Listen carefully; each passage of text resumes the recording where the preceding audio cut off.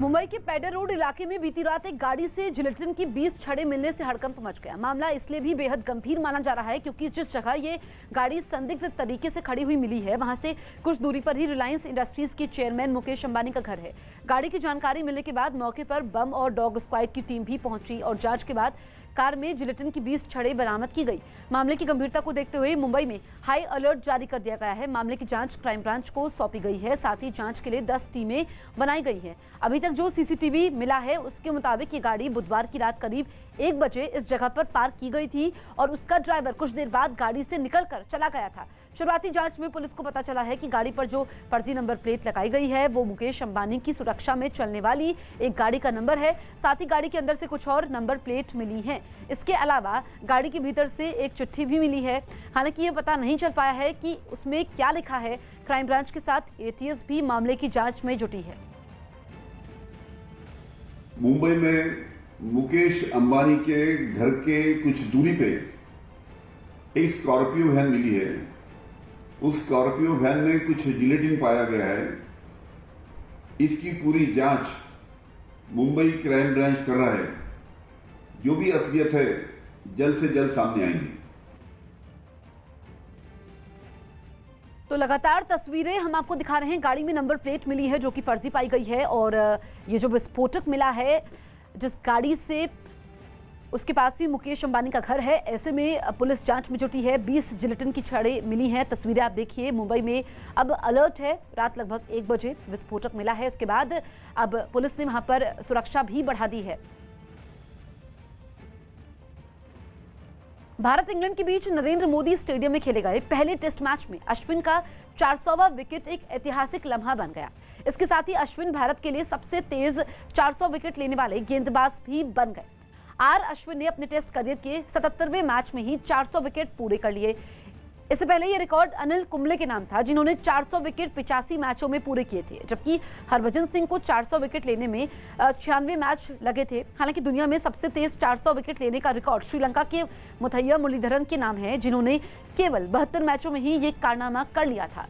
400 wicket लेने वाले वो भारत के तीसरे स्पिनर और चौथे गेंदबाज है। अश्विन, कुंबले और हरभजन के अलावा कपिल देव के नाम भी 400 विकेट का रिकॉर्ड है। भारत के लिए सबसे ज्यादा टेस्ट विकेट लेने वालों में रविंद्रचंद्रन अश्विन चौथे नंबर पर हैं। इस लिस्ट में पहला नंबर अनिल कुंबले का है जिन्होंने 619 टेस्ट विकेट लिए हैं। 434 विकेट लेने वाले कपिल देव दूसरे नंबर पर हैं और हरभजन सिंह 417 विकेट के साथ तीसरे नंबर पर हैं। मौजूदा दौर में भारत के लिए टेस्ट क्रिकेट खेल रहा कोई भी गेंदबाज उनके आसपास भी नहीं है। अश्विन के बाद दूसरे नंबर पर ईशांत शर्मा का नाम है जो अब तक 303 विकेट ले चुके हैं। कोर्ट के आदेश के बाद आजम खान की पेंशन पर रोक लगा दी गई। यूपी सरकार ने समाजवादी पार्टी के नेता आजम खान को दी जाने वाली लोकतंत्र सेनानी पेंशन पर रोक लगा दी। राज्य सरकार ने रामपुर कोर्ट के आदेश के बाद यह फैसला लिया। 1975 में इमरजेंसी के दौरान जेल में रहने की वजह से आजम खान को यह पेंशन मिलती थी, लेकिन अब उन पर कई केस दर्ज होने की वजह से इस पेंशन पर रोक लगाई गई है। पश्चिम बंगाल सरकार ने AIMIM नेता असदुद्दीन ओवैसी को कोलकाता में रैली की इजाजत नहीं दी। इसकी वजह से उन्हें अपना कार्यक्रम रद्द करना पड़ा। ओवैसी ने इस मामले में चुनाव आयोग में शिकायत करने की बात कही। पब्लिक मीटिंग करना चाह रहा हूं तो आप क्यों इजाजत नहीं देते मेरे को? केरल के आलपुषा में एक RSS कार्यकर्ता की हत्या के विरोध में बीजेपी ने प्रदर्शन किया। कोरोना वैक्सीन पर यूपी के मुख्यमंत्री योगी आदित्यनाथ के बयान को विपक्ष ने मुद्दा बना लिया। अपने बयान में उन्होंने ये दावा किया कि कोरोना का टीका जल्द ही बाजार में आएगा जिसे लोग खुद खरीद कर लगवा सकेंगे। 15 मार्च के आसपास मार्केट में भी एक टीका आ सकते हैं। जो लोग मार्केट से खरीद के लगाना चाहेंगे उनके लिए भी एक गाइडलाइन, सारी चीजें तैयार हो रही हैं। विधान परिषद में दिए मुख्यमंत्री के इस बयान पर समाजवादी पार्टी ने सवाल खड़े कर दिए। गरीब मजदूर, किसान और जिसकी कोरोना काल से रोजगार चला गया उसका तो पैसा ही नहीं है खरीदने का, वो कैसे वैक्सीन लगवाएगा? जबकि कांग्रेस ने योगी आदित्यनाथ से राज्य के लोगों को कोरोना का टीका मुफ्त में देने की अपील की। हमारी मांग है योगी आदित्यनाथ जी से कि पूरे उत्तर प्रदेश की जनता को फ्री वैक्सीन मुहैया कराई जाए। आज से जम्मू कश्मीर के गुलमर्ग में खेलो इंडिया विंटर गेम्स की शुरुआत होने जा रही है। पीएम मोदी वीडियो कॉन्फ्रेंसिंग के जरिए खेलो इंडिया विंटर गेम्स का उद्घाटन करेंगे। इस मौके पर जम्मू कश्मीर के उपराज्यपाल मनोज सिन्हा के साथ साथ केंद्रीय मंत्री किरेन रिजिजू भी मौजूद रहेंगे। विंटर गेम्स में आइस हॉकी समेत बर्फ में खेले जाने वाली कई प्रतियोगिताएं भी होंगी। 5 दिन तक चलने वाले इस विंटर गेम में 27 राज्यों और केंद्र शासित प्रदेशों से करीब 1200 खिलाड़ी भाग लेंगे। खेलों को बढ़ावा देने के लिए बीती रात गुलमर्ग में नाइट स्कीइंग का भी आयोजन किया गया। इस मौके पर उपराज्यपाल मनोज सिन्हा और किरेन रिजिजू भी मौजूद थे। Kashmir is naturally gifted to organize this kind of winter games. So I have already discussed with the Lieutenant Governor Saab. We will make some announcement also tomorrow, and we will make this Khelo India Winter Games much more bigger in the days to come. Development में इस event का भी बड़ा महत्वपूर्ण योगदान होने वाला है और जैसा पहले से ही मैं कहता रहा हूँ कि यूथ इंगेजमेंट हमारी प्रायोरिटी एरिया है, तो स्पोर्ट्स के माध्यम से पर्टिकुलरली जब से श्री नरेंद्र मोदी जी इस देश के प्रधानमंत्री बने, मुझे लगता है कि जम्मू कश्मीर में जो इंफ्रास्ट्रक्चर बना है स्पोर्ट्स का, पीएमडीपी में 200 करोड़ रुपए मिले। अभी अरुण जेटली जी के नाम पर जो स्टेडियम बन रहा है, मैं समझता हूँ दुनिया का सबसे अच्छा स्टेडियम होगा। इस वक्त की बड़ी खबर आपको बता दें जम्मू कश्मीर के बडगाम से, जहां पर लश्कर के कमांडर रियाज अहमद डार और अबरार नदीम ने आतंकवादियों के मददगार के घर बैठक की है। इस बैठक में कश्मीर में हमले तेज करने की साजिश रची गई। लश्कर ने नेताओं, राजनीतिक दल के कार्यकर्ताओं और मुखबिरों पर हमले की प्लानिंग की है। साथ ही युवाओं को गुमराह कर आतंकवाद की राह पर ले जाने की भी साजिश रची गई है। तो लश्कर की नई साजिश का पर्दाफाश हुआ है और लश्कर के निशाने पर अब कई नेता और कार्यकर्ता हैं। बताया जा रहा है कि एक बड़ी बैठक हुई है। नीतीश हमारे सहयोगी पुणे पर मौजूद है। नीतीश, और क्या जानकारी मिल रही है? देखिए जसमीत, करीब 3-4 दिन पहले लश्कर कमांडर रियाज अहमद डार और अबरार नदीम ने बडगाम के एक ओवरग्राउंड वर्कर के घर पर मीटिंग की थी और इसमें यह तय किया गया कि ज्यादा से ज्यादा हमले किए जाएं और हमले तेज किए जाएं और हमले का निशाना नेता हों, राजनीतिक दल के कार्यकर्ता और जो मुखबिर हैं उन पर जो हमले तेज किए जाएं। इसके अलावा जो आईडी का एक नया पैटर्न जो है उसको लागू करने की बात भी की गई आतंकियों की ओर से। आईडी विस्फोट और दूसरा लोन वुल्फ अटैक की, साथ में OGW जो ओवरग्राउंड वर्कर्स हैं उनको पुलवामा और बडगाम से ज्यादा युवाओं को भर्ती करने और सुरक्षा बलों से हथियार छीनने और हमले तेज करने के लिए भी कहा गया मीटिंग के दौरान। उत्तर प्रदेश के प्रयागराज से रोंगटे खड़े कर देने वाली एक तस्वीर सामने आई, जहां बाहुबली और पूर्व सांसद अतीक अहमद के करीबी का 3 मंजिला मकान ढहाने के दौरान बड़ा हादसा टल गया। प्रयागराज डेवलपमेंट अथॉरिटी के अधिकारी वहां ऑपरेशन माफिया के तहत कार्रवाई करने पहुंचे और जैसे ही खुदाई करने वाली एक मशीन ने मकान को ढहाया, मकान का मलबा उस पर गिर पड़ा, जिसके बाद वहां अफरा तफरी मच गई। मकान के नीचे गिरते ही वहां धूल का गुबार छा गया, जिसकी वजह से वहां दिखना तक बंद हो गया। मौके पर मौजूद लोग घबरा गए और वो खुदाई करने वाली मशीन में बैठे ऑपरेटर के लिए जोर जोर से चिल्लाने लगे।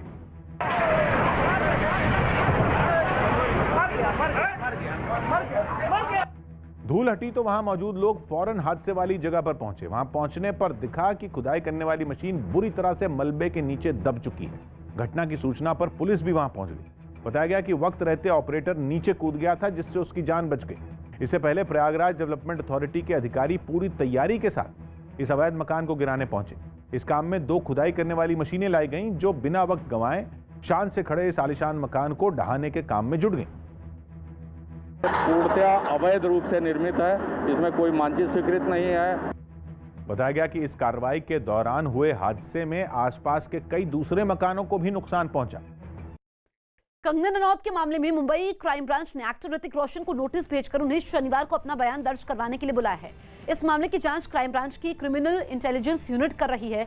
कंगना रनौत ने कई ईमेल भेजकर ऋतिक रोशन पर परेशान करने का आरोप लगाया था, जिस पर ऋतिक ने इस तरह की किसी तरह के मेल न भेजने की बात करते हुए कंगना के खिलाफ साइबर सेल में साल 2016 में शिकायत दर्ज करवाई थी। कुछ समय पहले ही इस मामले को क्राइम ब्रांच के CIU को ट्रांसफर किया गया था। LPG गैस सिलेंडर 25 रुपए महंगा हो गया। पेट्रोल के बाद अब LPG गैस भी 1 महीने में तीसरी बार महंगी हो गई है।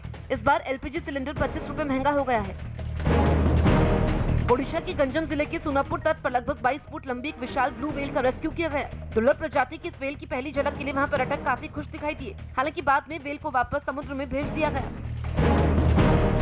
पश्चिम बंगाल की सिलीगुड़ी में चुनाव में ड्यूटी करने वाले टीचरों ने सरकार से अपने लिए सुरक्षा की मांग की। दिल्ली के मुख्यमंत्री अरविंद केजरीवाल आज सूरत में रोड शो करेंगे और निकाय चुनावों में जीत पर लोगों का आभार जताएंगे। इंग्लैंड को अहमदाबाद टेस्ट में हराने के साथ ही विराट कोहली ने पूर्व कप्तान महेंद्र सिंह धोनी के रिकॉर्ड को भी तोड़ दिया। कोहली की कप्तानी में भारतीय टीम की घरेलू जमीन पर यह 22वीं जीत है। कोहली को यह सफलता 29वें टेस्ट मैच में मिली। वहीं महेंद्र सिंह धोनी की कप्तानी में भारतीय टीम घर पर 30 टेस्ट मैच खेली थी, जिसमें से 21 में उसे जीत मिली थी। यूपी के बलिया में रिक्शे के किराए को लेकर शुरू हुए झगड़े में कुछ दबंगों ने एक आदमी की बुरी तरह पिटाई कर दी, जिसका वीडियो वायरल हो गया। हरियाणा के महम इलाके से निर्दलीय विधायक बलराज कुंडू और उनकी रियल एस्टेट कंपनी के 20 ठिकानों पर आयकर विभाग की टीम ने छापेमारी की। इस बीच बलराज कुंडू के ठिकानों से 1 करोड़ कैश और 14,000 अमेरिकी डॉलर बरामद होने का दावा किया गया। विधानसभा चुनावों की तैयारी को लेकर केरल दौरे पर गए कांग्रेस के पूर्व अध्यक्ष राहुल गांधी का अनोखा अंदाज देखने को मिला। मछुआरों के साथ बोट पर गए राहुल गांधी ने अचानक समुद्र में छलांग लगा दी और करीब 10 मिनट तक समुद्र में तैरते रहे। महाराष्ट्र में कोरोना मामले कम होने का नाम नहीं ले रहे। पिछले 24 घंटे में 8,702 कोरोना के नए मामले सामने आए, जबकि 56 कोरोना मरीजों की मौत हो गई। खबर है कि जम्मू कश्मीर परिसीमन के काम को खत्म करने में 4 से 6 महीने का और वक्त लग सकता है। इटली के जेनोवा में पहाड़ी पर बने कब्रिस्तान की एक इमारत ढह गई और वहां दफन 200 से ज्यादा ताबूत समंदर में बह गए। इसके बाद ताबूतों की तलाश के लिए एक ऑपरेशन शुरू किया गया। यह हादसा अचानक जमीन खिसकने की वजह से हुआ, जिसका एक वीडियो भी सामने आया और वीडियो में इस इमारत का एक हिस्सा बीच से टूटकर समंदर में गिरता दिखाई दिया। पहले उसमें 2 जगह दरारें पड़ी जो धीरे धीरे बड़ी होने लगी और फिर वो अलग होकर ढह गया।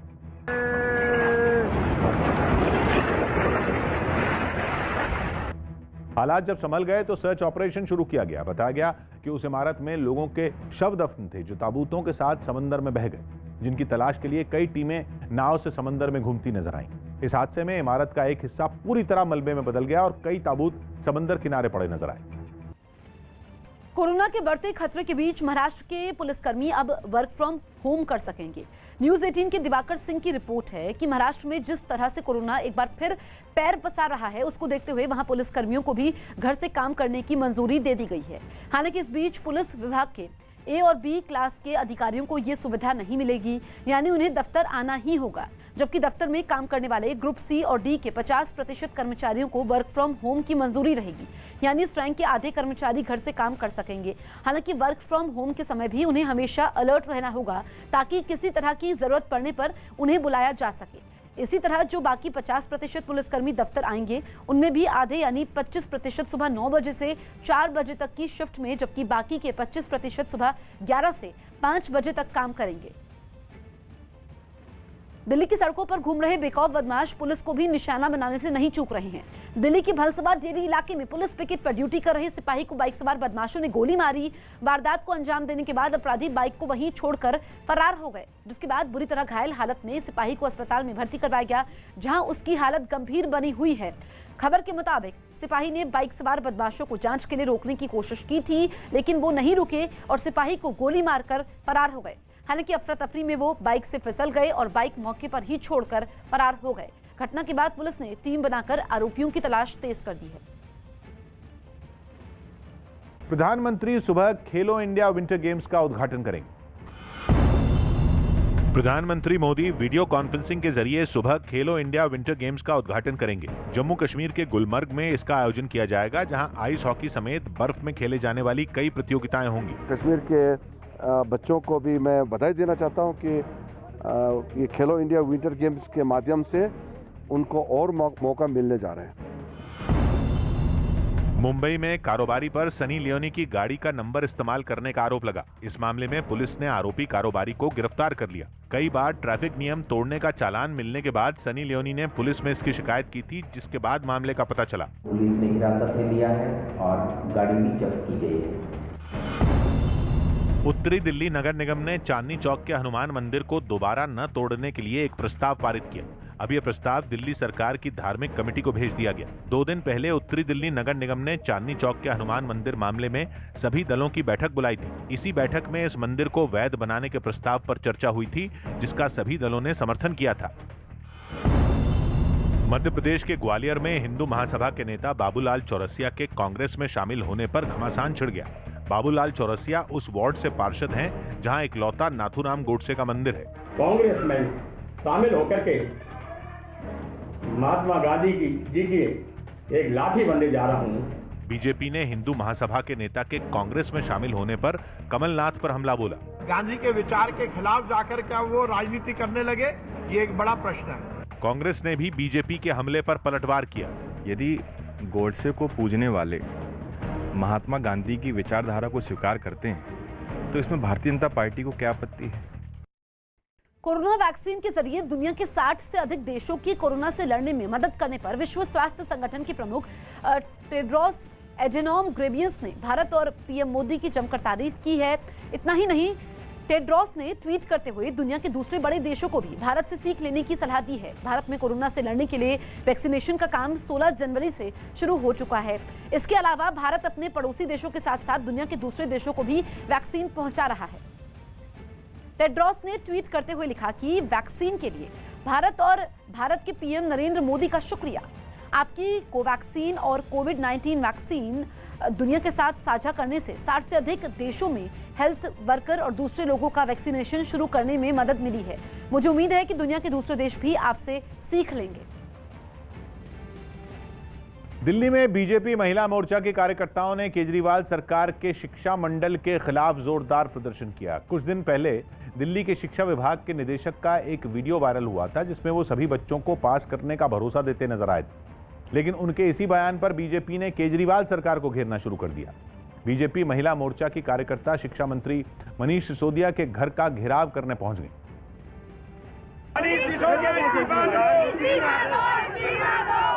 हालांकि पुलिस ने बैरिकेड लगाकर उन्हें रोक दिया, जिसके बाद उन्होंने वहीं खड़े होकर प्रदर्शन शुरू कर दिया। तमाम जो महिलाएं आप देख रहे हैं वे विरोध प्रदर्शन कर रही हैं। उनका साफ तौर पर कहना है कि दिल्ली के जो शिक्षा मंत्री हैं वो फेल शिक्षा मॉडल को लेकर उन्हें जल्द इस्तीफा दे देना चाहिए।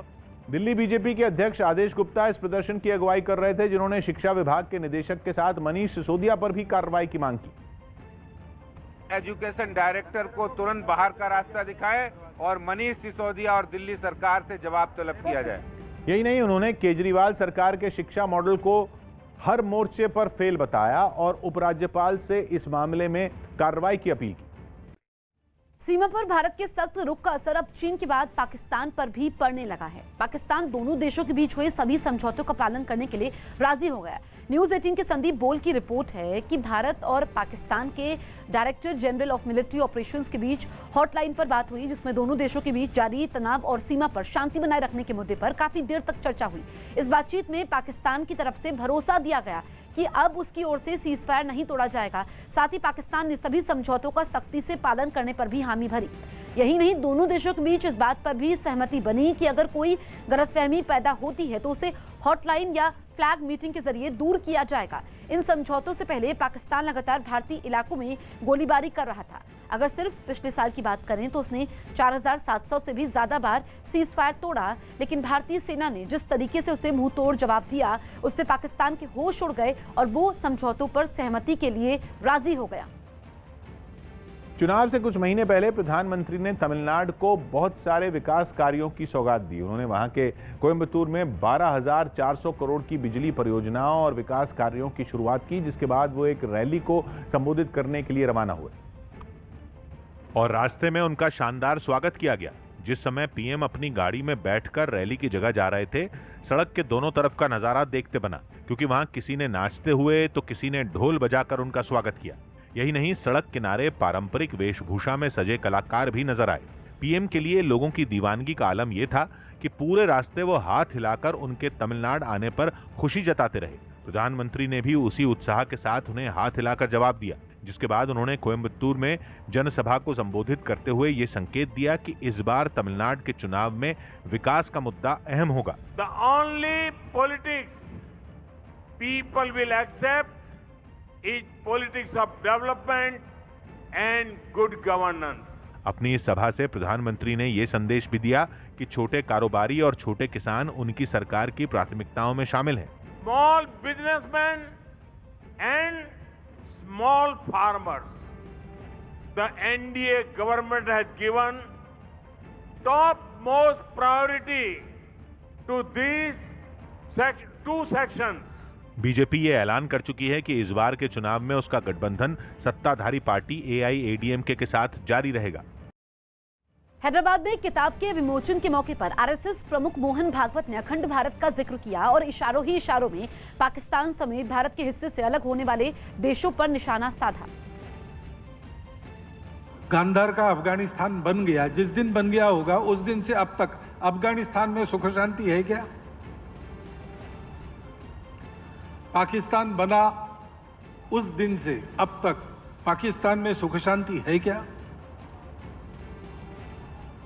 अखंड भारत के जो भूभाग आज भारत नहीं कहलाते उनमें दुख ही दुख है। सब करके देख लिया, उपाय नहीं मिलता, क्योंकि उपाय तो एक ही है। जहां से उनकी प्राण की ऊर्जा है उसके साथ वो जुड़ जाए तो उनकी सारी समस्याओं का हल हो जाएगा। मुंबई में कोरोना की वजह से इमारतों को सील करने का काम तेज हो गया। मुंबई में कोरोना मरीजों की संख्या बढ़ते ही बीएमसी ने इमारतों को सील करने का काम तेज कर दिया। नए दिशा निर्देशों के तहत एक इमारत में 5 से ज्यादा कोरोना मरीज मिलने के बाद उसे सील किया जा रहा है। मुंबई में एक बार फिर कोरोना केसेस में बढ़ोतरी हुई है। बीएमसी ने ऐसा बैनर लगाया हुआ है जिसमें साफ लिखा है कि ये बिल्डिंग सील है। शहर में 819 इमारतों को सील किया गया है। उनके बाहर बीएमसी ने बैनर भी लगाए हैं, लेकिन इसके बाद भी लोग कोरोना नियमों को मानने के लिए राजी नहीं है। बैनर तो लगा हुआ है, लेकिन हमें ये बताया नहीं बीएमसी वालों ने कि ये सील करिए या सील करना है कुछ ऐसा। कांग्रेस महासचिव प्रियंका गांधी ने दिल्ली में यूपी कांग्रेस के कई नेताओं के साथ एक बैठक की। इस बैठक में 2022 में होने वाले यूपी विधानसभा चुनाव का घोषणा पत्र बनाने पर चर्चा हुई। दिल्ली सरकार ने सभी सरकारी गाड़ियों को इलेक्ट्रिक गाड़ी में बदलने का फैसला लिया। दावा है कि ये काम अगले 6 महीनों में पूरा कर लिया जाएगा। इनमें सभी विभागों और सरकारी संस्थानों की गाड़ियां शामिल हैं। मुंबई के पॉश इलाके पेडर रोड में एक लावारिस कार मिलने के बाद हड़कंप मच गया। इस कार से पुलिस को जेलेटिन की छड़ें भी मिली, जिसे देखते हुए पुलिस के अलावा एटीएस की टीम ने भी वहां पहुंचकर जांच पड़ताल की। 20 जो जेलेटिन की छड़ें मिली हैं उसके बाद आइसोलेटेड जगह पर जाया गया है। 27 फरवरी से शुरू हो रहे इंडिया टॉय फेयर के लिए सरकार को टाइटल स्पॉन्सर मिल गया है। ये टॉय फेयर वर्चुअल प्लेटफॉर्म पर 2 मार्च तक चलेगा। खिलौनों की 260 साल पुरानी कंपनी हमलेज इस टॉय फेयर का टाइटल स्पॉन्सर होगी। इंडिया टॉय फेयर के लिए हमलेज की तरफ से वर्चुअल बूथ तैयार किए जाएंगे। इसके अलावा हमलेज की तरफ से मुंबई, दिल्ली और अहमदाबाद में टॉय सर्कल लॉन्च किए जाएंगे। यही नहीं, हमलेज की ओर से आंगनबाड़ी में आने वाले बच्चों के लिए खेल का सामान भी दिया जाएगा और 743 आंगनबाड़ी में बच्चों के लिए लकड़ी के खिलौने दिए जाएंगे। उत्तर प्रदेश के बाराबंकी में कृषि सुधार कानूनों के मुद्दे पर प्रदर्शन कर रहे कांग्रेस कार्यकर्ताओं की पुलिस से जोरदार झड़प हो गई। ये कार्यकर्ता वहां के डीएम को ज्ञापन सौंपने के लिए निकले थे, लेकिन दफ्तर के बाहर तैनात पुलिस ने उन्हें वहीं रोक दिया। इसके बाद तो कार्यकर्ता भड़क गए और उनकी पुलिस के साथ धक्का मुक्की शुरू हो गई।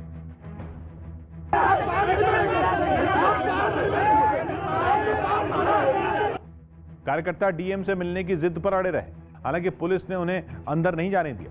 इसके बाद वो सभी दफ्तर के मेन गेट के सामने ही धरने पर बैठ गए और नारेबाजी शुरू कर दी।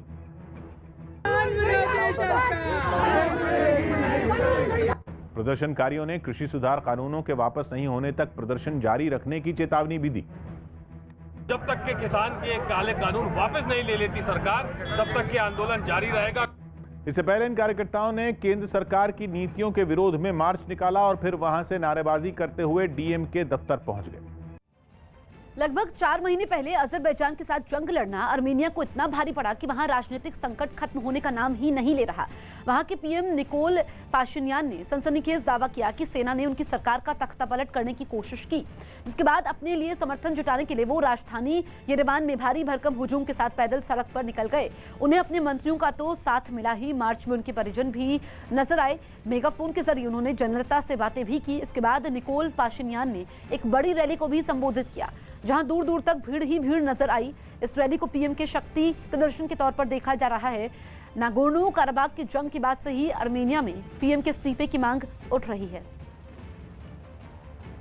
राजस्थान के सीकर से चौंका देने वाली एक तस्वीर सामने आई जिसमें पेड़ काटने के विवाद में एक आदमी ने एक दंपति पर हमला कर दिया। बताया गया कि आरोपी अपने 2 साथियों के साथ राज्य में खेजड़ी नाम से मशहूर पेड़ को काटने वहां पहुंचा था, जिसका पति पत्नी ने विरोध किया। वहां के लोग इस पेड़ को तुलसी की तरह पूजते हैं और यही वजह रही कि उन्होंने इन लोगों को पेड़ काटने से रोका तो सफेद शर्ट पहना आदमी उन तक दौड़कर पहुंचा और पति पर कुल्हाड़ी से हमला करने के बाद उसने उसकी पत्नी को भी नहीं बख्शा। इस हमले में दोनों को मामूली चोटें आईं, लेकिन इतने के बाद भी उन्होंने उन लोगों को पेड़ काटने नहीं दिया। वो काफी देर तक उन लोगों से बहसबाजी करते रहे। पीएनबी घोटाले में भगौड़े नीरव मोदी को भारत लाने का रास्ता साफ हो गया है, क्योंकि यूके की वेस्टमिंस्टर मजिस्ट्रेट कोर्ट ने उसके प्रत्यर्पण को मंजूरी दे दी। न्यूज 18 के संजय सूरी की रिपोर्ट है कि यूके की वेस्टमिंस्टर मजिस्ट्रेट कोर्ट के जज ने 2 टूक कहा कि भारत सरकार के नीरव मोदी के खिलाफ सारे आरोप सही है और उसे वहां कई सवालों के जवाब देने हैं, इसलिए नीरव मोदी को भारत प्रत्यर्पित किया जाना चाहिए। यही नहीं, अदालत ने इस बात को भी माना कि उसने इस मामले में गवाहों को डराया, धमकाया और सबूतों से छेड़छाड़ की। नीरव मोदी की तरफ से कोर्ट में दलील दी गई थी कि भारत की अदालत में उसे इंसाफ नहीं मिलेगा, जिसके बाद जज ने उनकी दलील को खारिज कर दिया और भारत की अदालतों की तारीफ की। यही नहीं, पीएनबी घोटाले में भगौड़े नीरव मोदी ने अपनी खराब मानसिक हालत का भी हवाला दिया और भारत की जेल की बुराई की, लेकिन उसका यह दावा भी फेल हो गया और जज ने नीरव मोदी के लिए मुंबई की आर्थर रोड जेल को लंदन की जेल से बेहतर बताया। इस बीच भारत सरकार ने नीरव मोदी को वापस लाने की तैयारियां शुरू कर दी। विदेश मंत्रालय की ओर से जानकारी दी गई कि जल्द ही यूके की सरकार से संपर्क किया जाएगा। Magistrate Court has recommended Nirav Modi's extradition to the UK Home Secretary. The government of India would liaise with the UK authorities for his early extradition to India. Siddhivinayak मंदिर में दर्शन का नियम बदल गया। मुंबई के सिद्धिविनायक मंदिर में दर्शन के लिए नियमों को बदल दिया गया। ये फैसला बढ़ते कोरोना खतरे की वजह से लिया गया।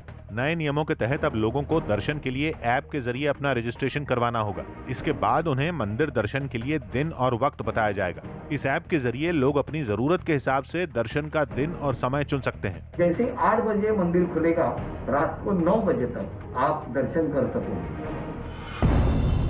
खालिस्तान का समर्थन करने वाले 2 आतंकियों के खिलाफ दिल्ली पुलिस ने पटियाला हाउस कोर्ट में चार्जशीट दाखिल कर दी। इन दोनों आतंकियों पर कुछ हिंदूवादी नेताओं की हत्या की साजिश रचने का भी आरोप है। राजस्थान सरकार ने महाराष्ट्र और केरल में बढ़ते कोरोना के मामलों के बाद सख्ती बढ़ा दी। इसके तहत इन दोनों राज्यों से राजस्थान पहुंचे लोगों को अपनी नेगेटिव कोरोना रिपोर्ट दिखानी होगी। इसी के बाद उन्हें राज्य के अंदर जाने दिया जाएगा। यूपी विधान परिषद में भी जबरन धर्म परिवर्तन को रोकने के लिए बनाया गया विधेयक पास हो गया। एक दिन पहले ये विधेयक विधानसभा से पास हुआ था। इस विधेयक के तहत शादी के लिए झूठ बोलकर या जबरदस्ती धर्म परिवर्तन करवाने पर सजा और जुर्माने का प्रावधान है। सांप्रदायिक एकता को और अधिक मजबूत करने के लिए इस प्रकार का विधेयक लाया है। पुदुच्चेरी में एक रैली के दौरान प्रधानमंत्री नरेंद्र मोदी ने राहुल गांधी के मछुआरों के लिए अलग मंत्रालय बनाने की मांग पर निशाना साधा। Congress leader come here and say we will make a fisheries ministry for fishermen. I was shocked. The truth is, it is the current NDA government that had made a ministry for fisheries in 2019. वहीं कांग्रेस एक बार फिर राहुल गांधी के बयान का बचाव करती नजर आई। राहुल जी का ये कहना है कि इस डिपार्टमेंट ऑफ फिशरीज को निकालकर एक स्वतंत्र फिशरीज मंत्रालय बनाया जाए।